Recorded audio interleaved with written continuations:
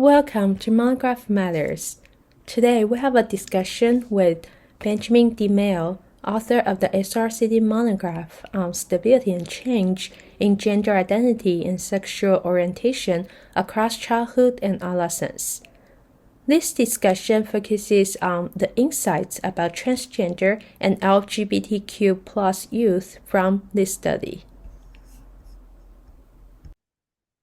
There is considerable public discussion about the increasing number of youth who identify as transgender and LGBTQ plus more broadly. Is there something you wish people knew and understood about this youth based on your study? Yeah, so our study suggests that youth who identify as transgender very early in development, in our study, most of these trans youth that we're studying showed clear gender nonconforming behavior by age 3, and on average had socially transitioned by 6.5 years.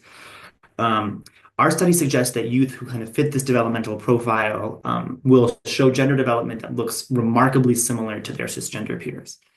And I think that's important because I think much of the public discourse around transgender youth or gender nonconformity is focused on how different or unique or unusual transgender children are or might be.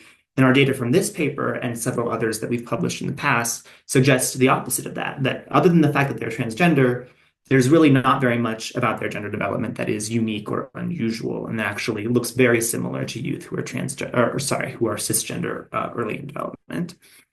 I think it's also kind of easy to get the impression from public-facing debates and media coverage about this topic that scientists really don't know much at all about developmental trajectories for transgender and gender diverse youth.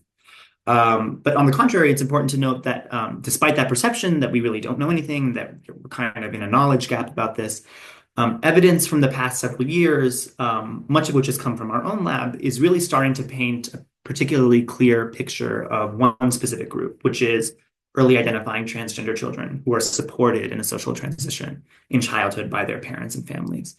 And what we're seeing pretty consistently in our sample is that these kids show longitudinal gender trajectories that are very similar to their cisgender peers. And that is appearing to be a robust finding over time. So it's important to kind of point out that the evidence is accruing to support that finding.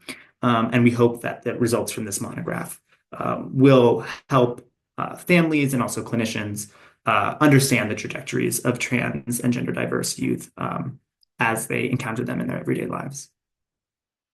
Read more about this topic in the monograph issue, Stability and Change in Gender Identity and Sexual Orientation Across Childhood and Adolescence. If you like this video, consider watching our Monograph Matters playlist.